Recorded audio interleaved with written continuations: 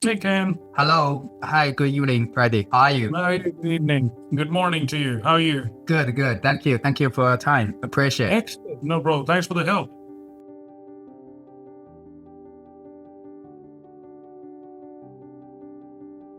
Hello, everyone, and welcome to our interview series. Now, we've got an exciting conversation with Prateek Shrivastava, COO and co-founder of EMpact. And today, we're going to explore why 90% of the world's farms are small farms and why data is so critical for them and how IoT solutions like Meshtastic are helping overcome connectivity challenges. So, let's get started. At EMpact, we're trying to build, and we are building, venture studios which are focused on agricultural value chains. And what I mean by that is creating solutions for agriculture in key markets where there's been not as much startup activity. So in Guatemala, in places like Ivory Coast, Ethiopia, Ghana, Peru, we're building out these innovation labs in which we try new ideas. My business partner, Sami Lahoud, and I started this about 18 months ago. And one of the big areas of focus is how can we use technology to make it easier for farmers and their suppliers to actually get information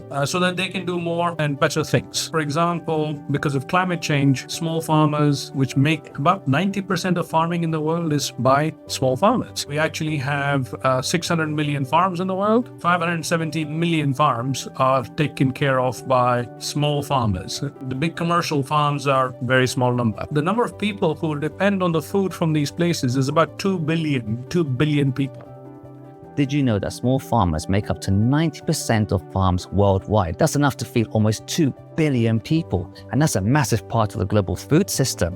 But hey, they face incredible challenges. Let's listen to Prateek explain why data is becoming so critical for their survival. And also there's a big problem. Soil around the world is not getting better. It's getting much more difficult to make farming, to do farming from the soil. We actually have a massive situation where soil is not as good for producing crops, and it's driven by fertilizer usage, which is old style. Chemical fertilizers, maybe too much water going in, climate change, making it too dry, making too much rain. One day it's hot, another day it's cold, it's hot again. So you have a big problem in the variation due to climate change, due to which the farming land is not so good. Also, we are growing as a population. We're making bigger cities. We're also cutting down forests. We are planting crops that actually need much more resource. It's incredible to realize that these small farmers are not only battling climate change, but also facing soil degradation, severe weather, and also financial instability.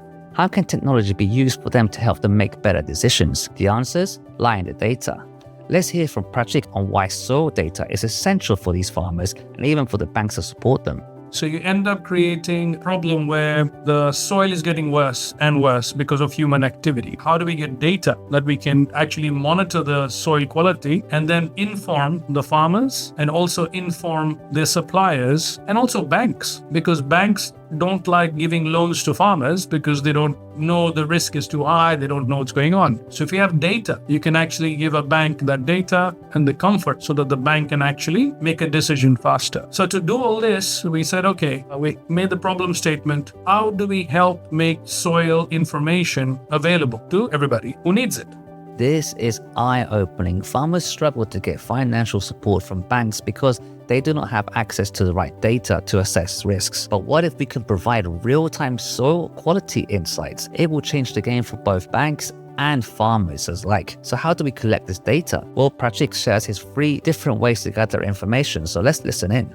So there's 3 ways of doing that. You can take satellite images and understand the soil from space. So you can take you can take pictures from space. The thing is that it's only limited in depth. It can't go so deep. It's from space. And then also if you have a cloud cover, you can't see what's on the ground. The second way of doing this, getting soil information, is somebody goes around with a small trowel, a tool, pick up the soil, put it into a box, measure it, and then give the readout. That happens once in 6 months, maybe once in a year, maybe. So you end up having a lot of cost and it's not consistent. So the third way of doing this is to build a soil sensor.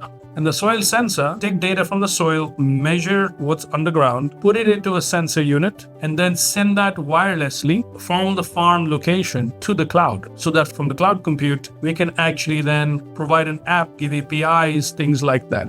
Clearly, real-time sensors are the most practical solution for farmers, but how can they get this data without reliable internet? And that's where connectivity becomes a major issue. In the next segment, we'll hear how Meshtastic and LoRaWAN can help bridge the gap for small farmers. So stay tuned.